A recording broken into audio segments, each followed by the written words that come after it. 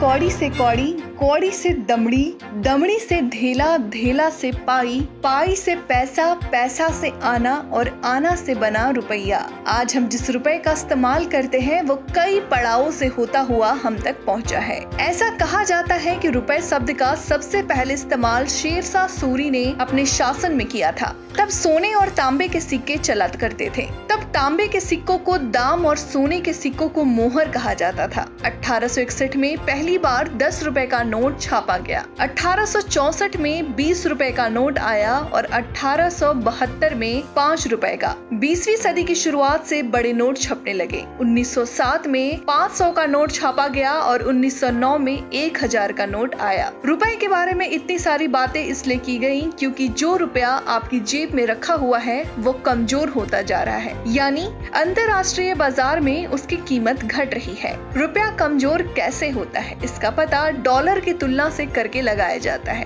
$1 के मुकाबले रुपए की कीमत जितनी कम होगी रुपया उतना मजबूत होगा और $1 के मुकाबले रुपए की कीमत जितनी ज्यादा होगी रुपया उतना कमजोर। लेकिन सवाल ये उठता है कि रुपया कमजोर कैसे होता है। डॉलर की तुलना में अगर किसी भी मुद्रा का मूल्य घटता है तो उसे मुद्रा का गिरना, टूटना या कमजोर होना कहा जाता है। अंग्रेजी में इसे करेंसी डेप्रिसिएशन कहते हैं। रुपए की कीमत कैसे घटती बढ़ती है ये पूरा खेल अंतर्राष्ट्रीय कारोबार से जुड़ा हुआ है। होता यह है कि हर देश के पास विदेशी मुद्रा का भंडार होता है।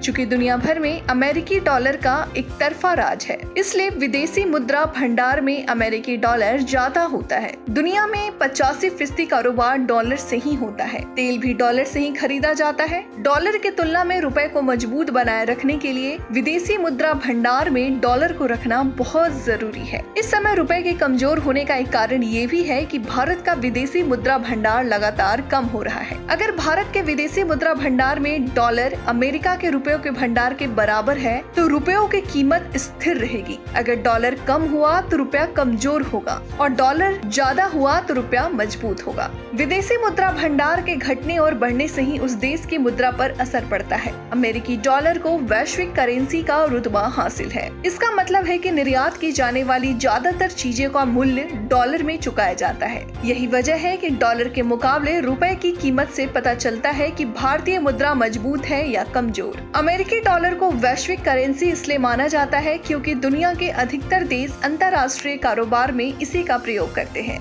यह अधिकतर जगह पर आसानी से स्वीकार्य है। मान लें कि हम अमेरिका के कुछ कारोबार कर रहे हैं। अमेरिका के पास 68,000 रुपए हैं और हमारे पास $1000। अगर आज डॉलर का भाव 68 रुपए है तो दोनों के पास फिलहाल बराबर रकम है। अब अगर हमें अमेरिका से भारत में कोई ऐसी चीज मांगनी है जिसका भाव हमारे करेंसी के हिसाब से 6800 रुपए है तो हमें इसके लिए $100 चुकाने होंगे। अब हमारे विदेशी मुद्रा भंडार में सिर्फ $900 बचे हैं। अमेरिका के पास 74,800 रुपए है। इस हिसाब से अमेरिका के विदेशी मुद्रा भंडार में भारत के जो 68,000 रुपए थे वो तो है ही, लेकिन भारत के विदेशी मुद्रा भंडार में पड़े $100 भी उसके पास पहुंच गए। अगर भारत इतना ही राशि यानी $100 का सामान अमेरिका को दे देगा तो उसकी स्थिति ठीक हो जाएगी। यह स्थिति अब बड़े पैमाने पर होती है तो हमारे विदेशी मुद्रा भंडार में मौजूद करेंसी में कमजोर आती है। इस समय अगर हम अंतर्राष्ट्रीय बाजार से डॉलर खरीदना चाहते हैं तो हमें इसके लिए अधिक रुपए खर्च करने पड़ते हैं।